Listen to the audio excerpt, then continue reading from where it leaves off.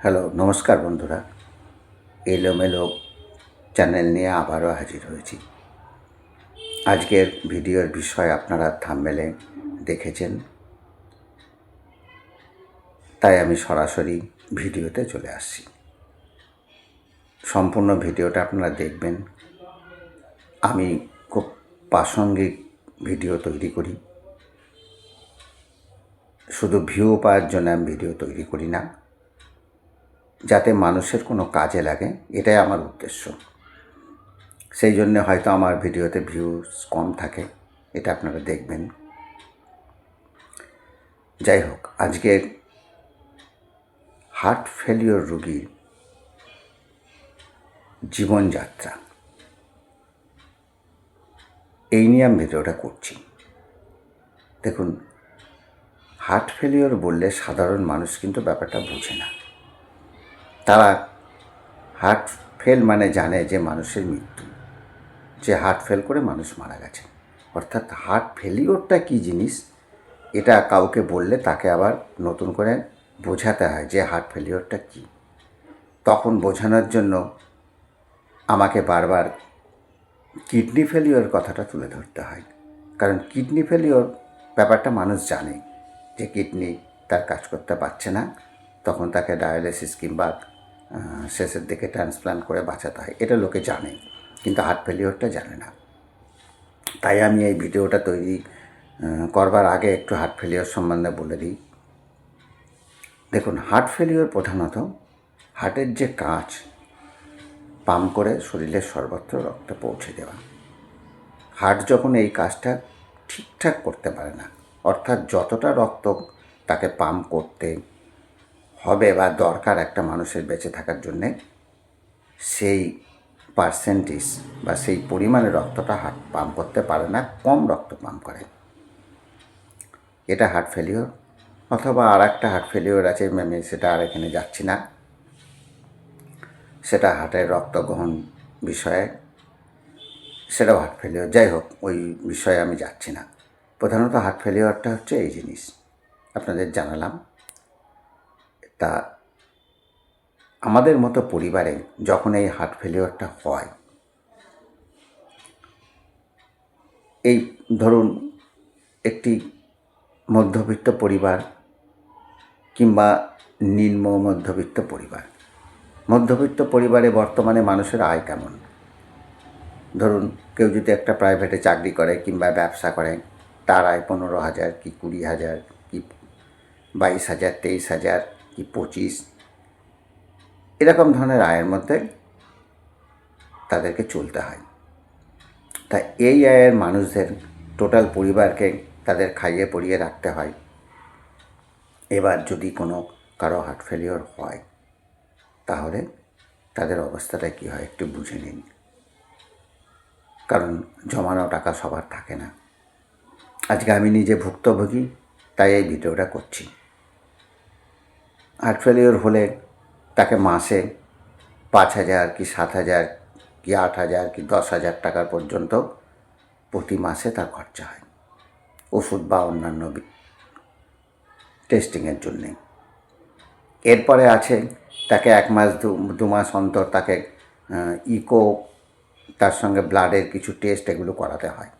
এবং যে ইকো করাতে হয় সেই ইকো ধরুন কোনো জেলাতে সেটা পাওয়া যায় না, তাকে ওই ধরনের ইকো করাতে হলে কলকাতায় যেতে হবে, কোনো ভালো হসপিটালে তাকে ইকোটা করাতে হবে, এবং তার খরচা অনেক, আপনারা জানেন। তারপরে ব্লাডের বিভিন্ন টেস্ট করাতে হয়, সেগুলো ভালো জায়গাতে করাতে হয়, নির্ভরযোগ্য জায়গাতে করাতে হয়। কারণ যেখানে সেখানে করালে চলবে না, রিপোর্ট যদি ভুল আসে তাহলে তার ট্রিটমেন্টই করা যাবে না। তো এই সমস্ত করে দেখা যায় মাসে 10,000 15,000 টাকা গড়ে একটা হার্ট ফেলিওর রোগীর খরচা হচ্ছে। তাহলে এই খরচাটা এই ধরনের পরিবার যার আয় 20,000 টাকা, সে মানুষটা কী করে করবে? তাহলে কোনো হার্ট ফেলিওর রোগীর জন্য যদি সে খরচাটা করতে থাকে মাসে, তাহলে বাকি পরিবারের লোকজন খাবেটা কি? কী ভয়ানক অবস্থা একটু ভেবে দেখুন। আজকে এই অবস্থার মধ্যে দিয়ে আমি চলেছি। তাহলে এই মানুষগুলোকে কী করতে হয়? মানুষগুলোর চিকিৎসা তারা পাবে না, হয়তো ওষুধ খাবে 1 দিন 2 দিন 7 দিন 15 দিন, তারপরে আর পয়সার অভাবে ওষুধ খেতে পারবে না। এবং এই ওষুধ সবসময় সব জায়গাতে মেলে না, সরকারি হসপিটালেও সবসময় পাওয়া যায় না, এবং সবাই তো সরকারি হসপিটালের সুযোগ নিতেও পারে না। তা এক্ষেত্রে কি করা যাবে? করার কোনো রাস্তা নেই। হাজার হাজার মানুষ প্রতি মাসেই হার্ট ফেলিওরে মারা যায়, তাদের অবস্থা সঙ্গীন। আজকে আমি ভুক্তভোগী, তাই জন্য এই ভিডিওটা করতে পারছি এবং আপনাদের জানাতে পারছি যে অবস্থাটা কী। কারণ আমাকে নিজেকে ফেস করতে হচ্ছে। আমার টাকা নেই যে আমি এই ট্রিটমেন্টটা চালিয়ে যাব, এবং মাঝে মাঝে বিভিন্ন এই টেস্ট, তার খরচাও প্রচুর। এরপরে যদি হসপিটালে ভর্তি হতে হয়, সেটা ভাবতে পারবেন না শ্বাসকষ্টের জন্য হসপিটালে ভর্তি হলে তার ট্রিটমেন্টটা কী। তখন পার ডে হয়তো 15,000, 20,000 বা তার বেশি টাকা পার ডে খরচা হয়ে যাবে, কারণ কার্ডিয়াক আইসিইউতে টাকা রাখতে হতে পারে। এর যে কী খরচা, আইসির খরচা যারা জানেন তারা জানেন। তাহলে একটা হার্ট ফেলিওর রোগীর বেঁচে থাকা কী দুরূহ ব্যাপার। এটা আমি হার্ট ফেলিওর নিয়ে বলছি, যারা ক্যান্সার আছে, যাদের কিডনি ফেলিওর আছে বা এই ধরনের জটিল অসুখ আছে, সেই মানুষদের ওই একই অবস্থা। মাসে একটা বিশাল অঙ্কের টাকা তাদের খরচা করতে হয় বিভিন্ন চেক আপের জন্যে। তা আমি ওই বিষয়গুলোতে যাচ্ছি না, যেহেতু আমি নিজে হার্ট ফেলিওর রোগী, তাই আমি হার্ট ফেলিওরে সীমাবদ্ধ থাকতে চাই।